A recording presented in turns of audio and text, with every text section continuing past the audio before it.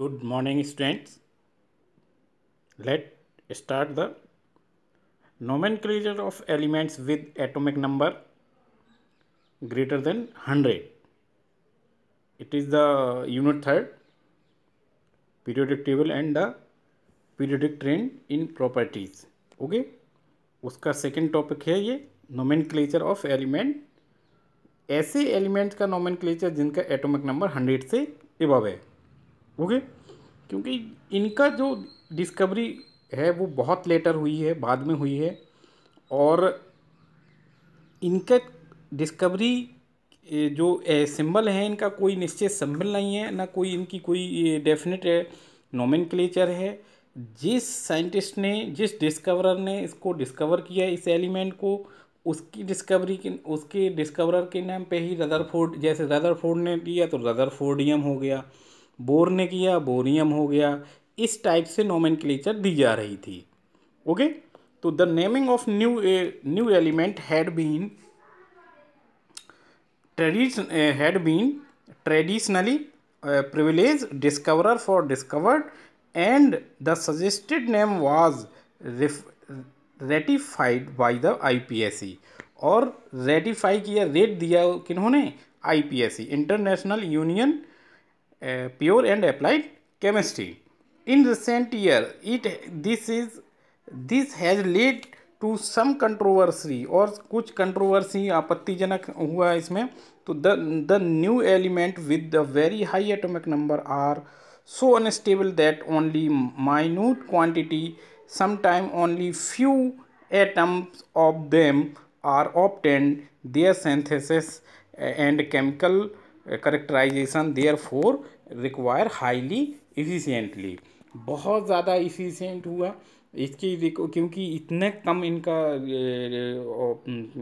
Formation था कि इनकी जो केमिकल करेक्टराइजेशन है या केमिकल प्रॉपर्टी है उनकी पूरा का पूरा आपको नॉलेज नहीं मिल पाई, उनकी स्टडी ही नहीं कर पाई, इतना कम मटेरियल ऑब्टेंड होता है इन एलिमेंट्स का. ओके डियर, तो IUPAC ने कुछ सजेस्ट किए नाम जो इस प्रकार हैं टेबल के अनुसार. जैसे डिजिट, अगर किसी एलिमेंट में डिजिट 0 आता है तो उसको लिखेंगे नील.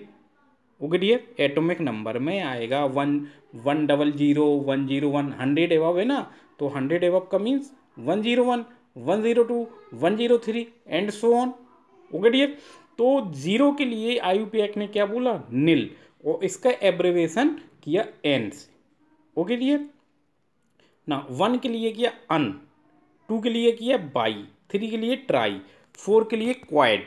ओके, देख रहे हैं ना आप, क्वाड. और 5 के लिए पेंट, 6 के लिए हैक्स, 7 के लिए सेप्ट, ऑक्ट के लिए ऑक्ट, और 9 के लिए इन. ओके डियर, आपने IUPAC जो सिस्टम है, नोमेनक्लेचर है ऑर्गेनिक केमिस्ट्री में 10th में वो पढ़ा होगा, तो वहीं से लगभग ये सारे नेमिंग उड़ाई गई है. ओके डियर, ओके, तो now see the nomenclature of element above 100 atomic number. First see, ये देखिए 101. 1 का अभी हमने क्या आपका नेम बताया था? अन. 0 का क्या बताया था? नील. ओके, 1 का क्या बताया था? अन. तो नोमेनक्लेचर में जो रूट्स वर्ड्स हैं, रूट वर्ड मतलब 1 का रूट वर्ड क्या है? अन. 1 का रूट वर्ड क्या है? अन. ओके, प्लस 0 का रूट वर्ड क्या है? सॉरी, नील. 0 का रूट वर्ड क्या है? 0 का रूट वर्ड नील है. ओके, 0 का रूट वर्ड क्या है? नील, तो NIL लिख देंगे. फिर 1 का रूट वर्ड क्या है? अन. ओके, प्लस EM और लगाएंगे,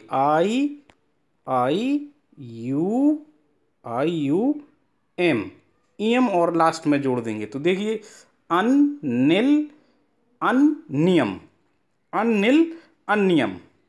समझ में आया? अन कहाँ से आया? 1 से. नील कहाँ से आया? 0 से. और फिर से अन कहाँ से आया? 1 से. ओके, अन नील अन नियम. ओके, तो ये आपका 101 का नाम हो गया। ऐसा एलिमेंट जिसका एटॉमिक नंबर 101 होगा उसका नाम क्या होगा? अनिलियम। अनिलियम। तो इनका सिंबलाइजेशन क्या होगा? इसका सिंबल क्या होगा? हर रूट वर्ड का फर्स्ट वर्ड, रूट वर्ड का फर्स्ट वर्ड उठा लेंगे और उसको कंबाइन कर देंगे, अन यू एन यू। तो इसका सिंबल क्या हो जाएगा? U N you. उगड़िए, समझ आए? लेट्स सी 102 का वन का क्या था? वन का क्या था? वन के लिए रूट वर्ड क्या था? वन के लिए रूट वर्ड, वन के लिए रूट वर्ड क्या था? वन के लिए रूट वर्ड क्या था? अन। वन के लिए रूट वर्ड क्या था? अन। जीरो के लिए क्या था? नील। तो फिर से अन प्लस नील प्लस जीरो के लिए क्या था? बाई। क्या था? बाई। प्लस ईएम लगाना है या अन लगाना है? तो अगर आई लास्ट में है, आई लास्ट में है तो फिर यू एन लगाएंगे। अगर आई लास्ट में नहीं है तो हम आई यू एन लगाएंगे लास्ट में। रूट वर्ड्स जो तीन रूट वर्ड्स हैं, तीनों रूट वर्ड्स को ऐड करेंगे और लास्ट में क्या लगा देंगे? आई यू एन। अगर आई लास्ट में है तो फिर केवल अन लगाएंगे। ओके डियर, तो अब 102 का नाम क्या हो जाएगा? अननिल बाई अन। अननिल बाई अन। और इसका सिंबल क्या हो जाएगा? U N B. सिंबल क्या हो जाएगा? U N B. समझ में आ गया डियर? तो ऐसे ही आप सारे ये नोमेनक्लेचर आप देख लेंगे। ओके डियर, तो अब आपको समझ में आ गया होगा। अगर एनी प्रॉब्लम है तो अभी एक न्यूमेरिकल प्रॉब्लम है, उसमें भी आपको मैं एक्सप्लेन करूँगा। Okay dear? Okay okay. Now the problem number 3.1. Problem number 3.